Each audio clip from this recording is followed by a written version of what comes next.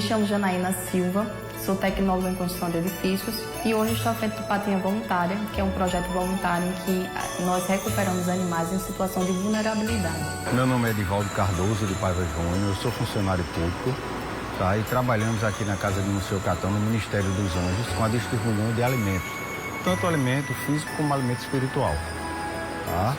Para pessoas de rua, moradores de rua.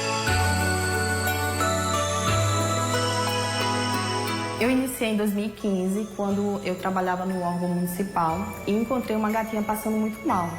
E aí, junto com mais duas amigas, decidimos levá-la ao veterinário e chegando lá, ele informou que era necessário fazer um tratamento. E esse tratamento não poderia ser feito na rua, teria que ser levado para casa. E aí nós nos desesperamos porque nós não tínhamos como levá-la. E aí voltamos ao local de trabalho e chegando lá, uma pessoa adotou a gatinha. E aí, quando ela adotou, ficamos super felizes. E aí começamos a observar que não tinha só aquela gatinha. Lá no local tinha cerca de 66 animais. E aí nós começamos esse trabalho com os demais e começamos a perceber que o que a gente tinha feito por uma, a gente conseguiria fazer pelos outros. Eu comecei fazendo o trabalho voluntário, né, na época da pandemia, tá, que a gente viu a necessidade de pessoas, né, até a gente passou necessidade, todo mundo passou. Então eu fazia umas quentinhas em casa e saía distribuindo. Só que eu não fazia em grande quantidade, realmente não tinha como ser feito. E conheci o Ministério do Anjo, aqui da Casa de Monsenhor Catão, que já fazia essa distribuição. Então, a partir de fevereiro desse ano, eu me dispus, né, a fazer as entregas das quentinhas à noite. Durante a tarde o pessoal cozinha, a equipe cozinha e à noite outra equipe sai para a entrega, distribuindo com os moradores de rua.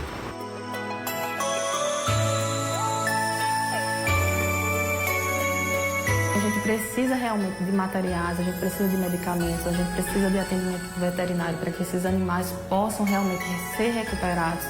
E tudo isso exige um investimento financeiro. E esse investimento financeiro a gente não tem.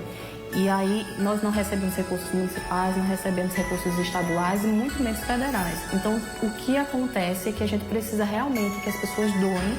A gente faz algumas ações para que a gente possa conseguir esses recursos. Mas é muito difícil. No primeiro dia é uma emoção e uma tristeza, porque você vê que as pessoas realmente necessitam. Às vezes elas estão há 1, 2 dias sem se alimentarem, então elas se alimentam com o maior prazer. A gente fica muito feliz, mas a gente sabe também que amanhã pode faltar para eles, entendeu? E não é só o alimento físico, como eu falei, é o espiritual. A gente conversa, a gente reza, entendeu? Tem toda uma aproximação com eles. Inclusive, alguns se tornam até, quando a gente não vai, fala, rapaz, você não veio, cadê você? Entendeu? Se forma assim, tipo um ciclo, né, de conhecimento. A gente tanto aprende com eles, como eles aprendem com a gente.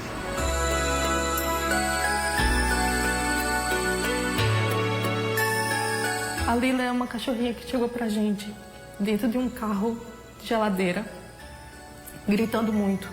Havia sido atropelada aqui no bairro próximo e a pessoa disse, olha, eu já passei por todos os pet shops e não consegui recursos. E eu preciso muito que você me ajude. E eu disse, eu não tenho condições porque eu já tenho outros, eu não posso ficar.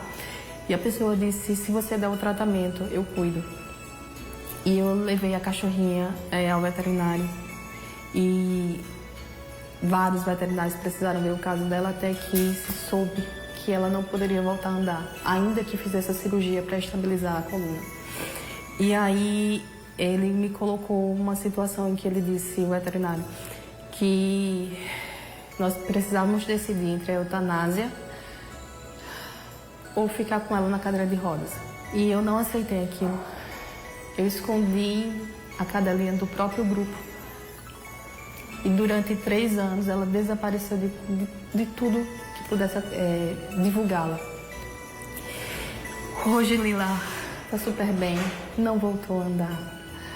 Mas é uma cachorrinha que enche a casa de alegria. São todos casos que a gente não tem como lembrar individualmente, né? Mas a pessoa conta a história que o marido deixou, tem 3 crianças, está morando na rua, né? O que perdeu o emprego, não tem com que se alimentar, entendeu? A maioria dos casos. E também tem uns inteligentes que estão ali na rua, acho que por drogas.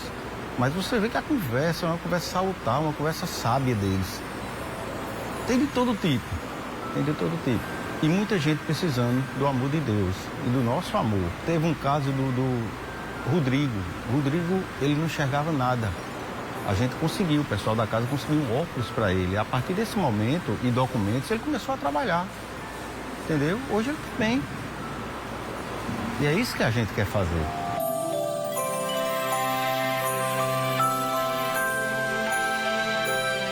O que me motiva a continuar nessa luta é saber que a cada dia nós podemos salvar vidas. E essas vidas são especiais porque elas não falam a nossa própria língua. Elas não conseguem muitas vezes se expressar da forma que queríamos, mas elas se expressam com um olhar. Elas te esperam chegar do trabalho. Elas estão com você quando a gente está se sentindo mal. Elas estão conosco quando a gente se sente bem.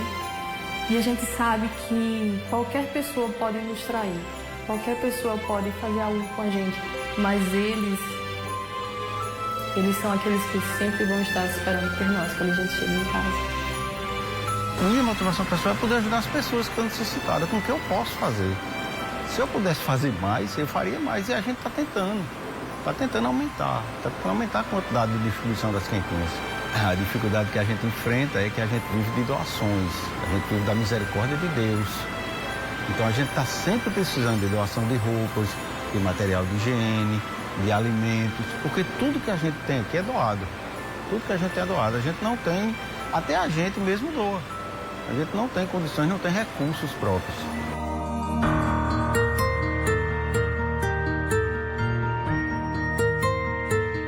O Natal, ele representa isso. Jesus não desistiu.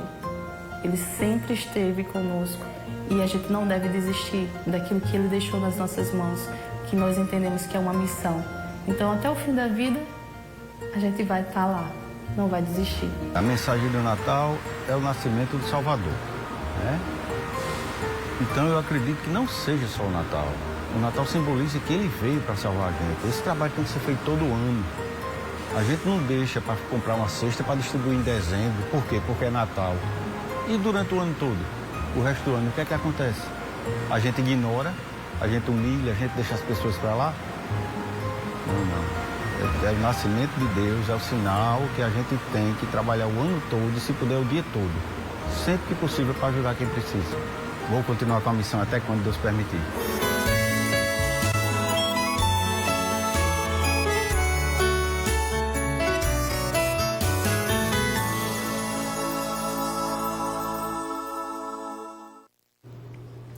Olá, muito boa noite. É com esses exemplos de solidariedade de quem se dedica para transformar realidades, para ajudar os mais necessitados, sejam humanos ou de quatro patas, que a gente inicia o JC desta segunda-feira, a última de 2023. Por meio dessas histórias de anônimos que fazem a diferença sem buscar algo em troca, que levamos até você o verdadeiro sentido do Natal. Já que estamos na reta final desse ano, que tal refletirmos sobre o nosso papel na sociedade? Será que estamos fazendo o suficiente para tornar esse país mais justo? Será que estamos amando o próximo assim como a nós mesmos, como nos ensinou o aniversariante do dia? Será que esse espírito solidário que toma conta da gente nessa época do ano é capaz de amenizar as dores e os sofrimentos também nos demais meses do ano? Olha só, a fome, o frio, a falta de moradia, de emprego, não são só mazelas de dezembro. Elas duram o ano inteiro. Então, em 2024, que tal seguir o exemplo de Edivaldo e Janaína, que colocam verdadeiramente em prática os ensinamentos de Cristo, ou seja, de amar ao próximo, independente da época, da cor, do sexo, da classe social e dos laços de sangue. Essa é a mensagem para você, nosso telespectador, de todos os que fazem o Jornal da Correio.